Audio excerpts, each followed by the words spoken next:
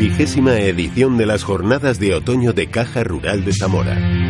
Bienvenidos al podcast de Caja Rural de León, Orense, Valladolid, Zamora. Soy Tomás Aguiar.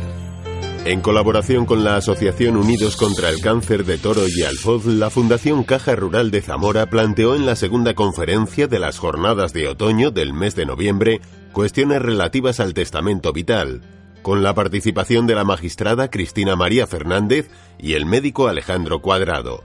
Pilar de la Higuera marcó el punto de partida de esta charla. El 18 de abril, en prensa, en los medios de comunicación, tuvimos todos noticia de una familia canaria que denunciaba la triste situación que se produjo en un hospital público que le negó que negaba a su madre el derecho a una muerte digna.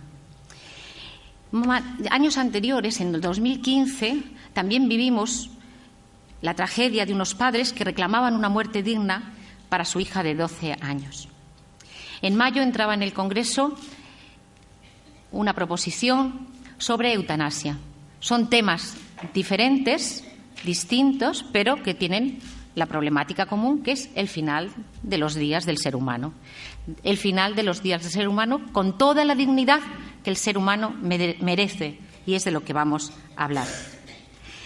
Vamos a centrarnos, por tanto, en esa dignidad y en lo que está legislado, independientemente de las creencias que pueda tener cada cual, que son muy respetables.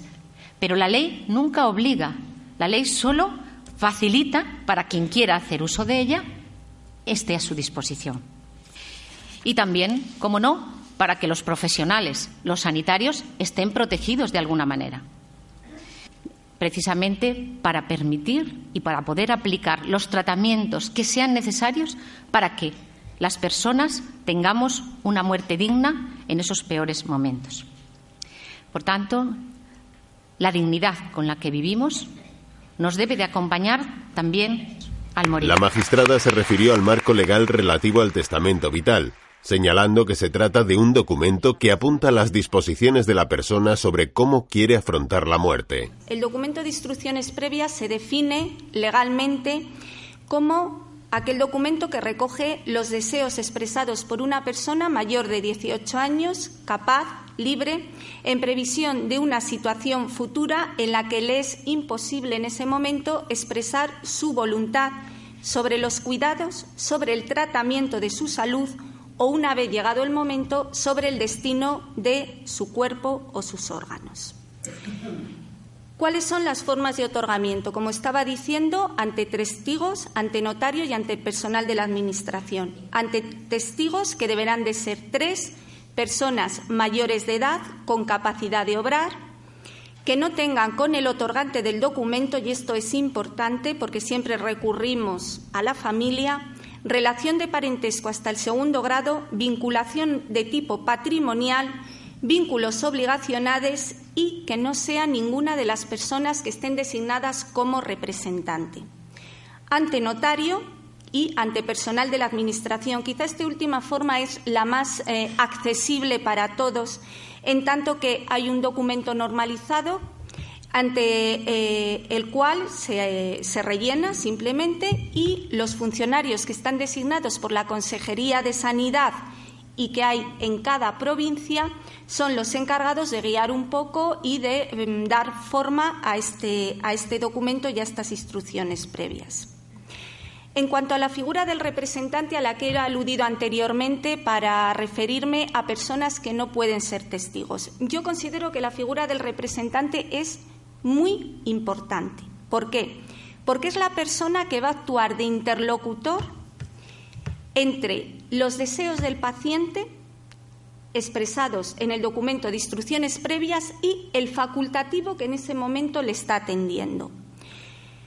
¿Quiénes no pueden ser designados representantes?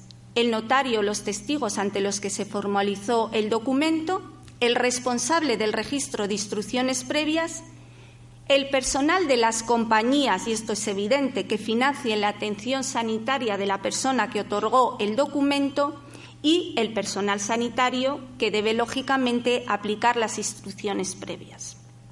¿Qué puede ocurrir? Que a veces surgen conflictos. a la hora de que el facultativo lleve a efecto esas instrucciones previas. ¿Por qué? Pues porque, como decía Pilar, somos personas, todos, también los médicos, también los jueces, y tenemos nuestras propias creencias, nuestra propia ideología y nuestra forma de entender la vida y nuestra forma de entender que una persona debe enfrentarse a la muerte. Por eso pueden surgir conflictos a la hora de aplicar esas instrucciones previas.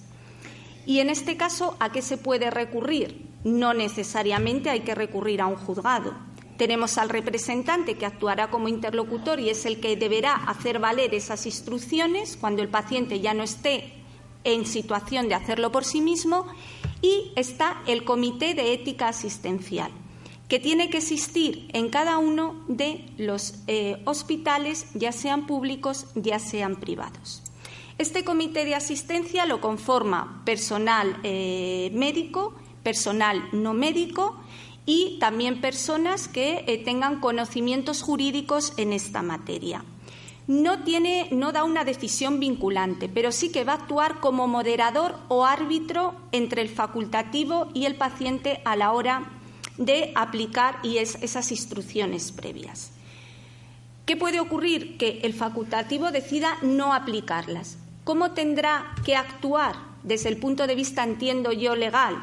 Si luego no es correcto, que me corrija Alejandro, pues no aplicarlas, pero derivar inmediatamente a otro compañero que sí esté dispuesto a hacerlo. ¿Por qué? Porque esa voluntad, si está dentro de los límites, tiene que ser cumplida,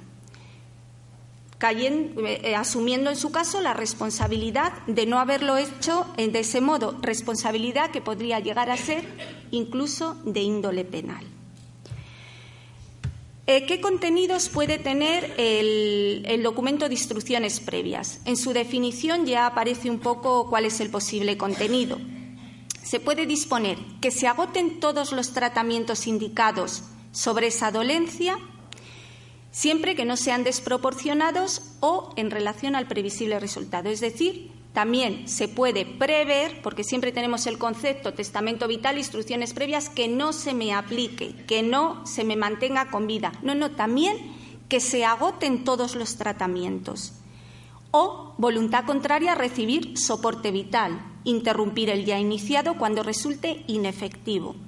Voluntad contraria a que se prolongue la vida de manera temporal y artificial si no va acompañada de algún objetivo que el otorgante haya fijado.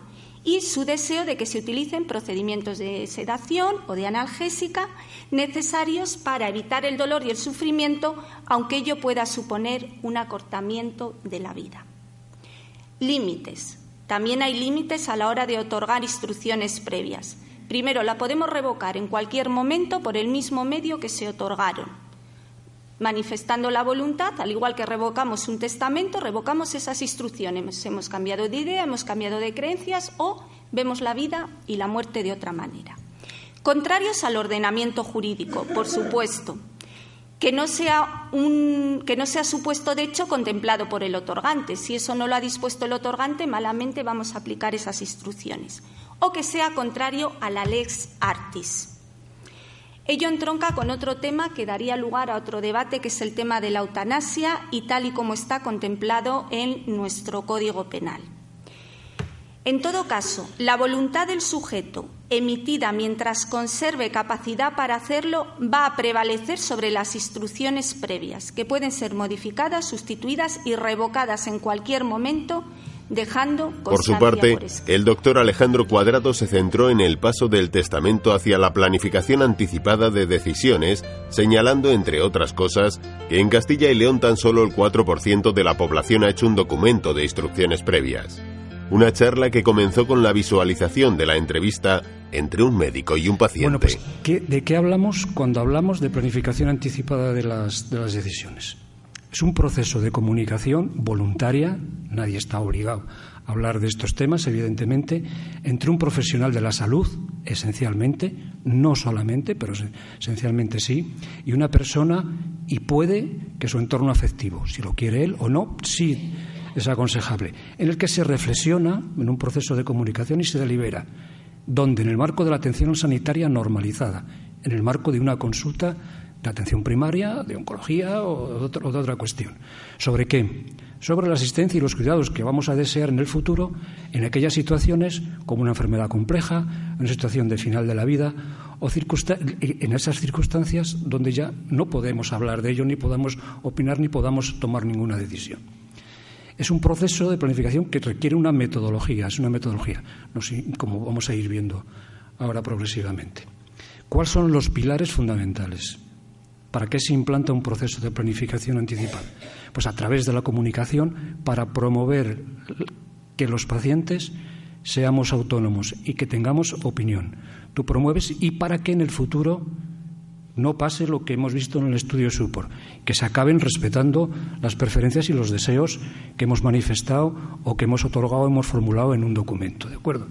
Los pilares son comunicación, aprender a ser autónomos y a tomar decisiones sobre nuestra salud y lo que va a ocurrir en el futuro, la enfermedad, el deterioro, el envejecimiento y el final de nuestra vida, y que todo eso sirva para que se respete lo que hemos ido opinando.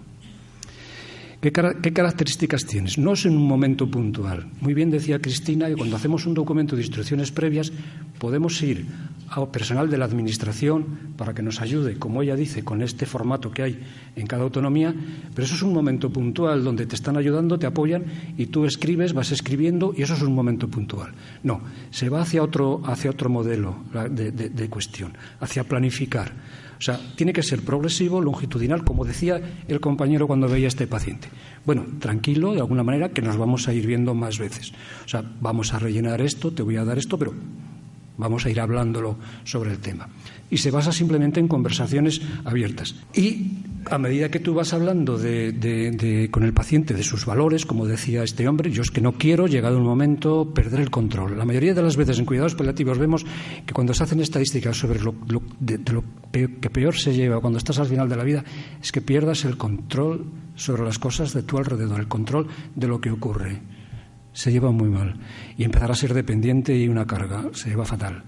Bueno, pues en estas conversaciones lo que vamos haciendo es una historia de valores que se va registrando en la propia historia, como su propio nombre indica, sobre muchísimas cosas que vas hablando con el profesional y con el paciente. Esta historia de valores tiene, como he dicho, una metodología. O sea, hay modelos. Entras en Internet y tienes modelos, incluso para reflexionar tú como paciente, y modelos ya estandarizados para ir hablando sobre estas cuestiones, ¿de acuerdo? Y lo vamos registrando en la historia.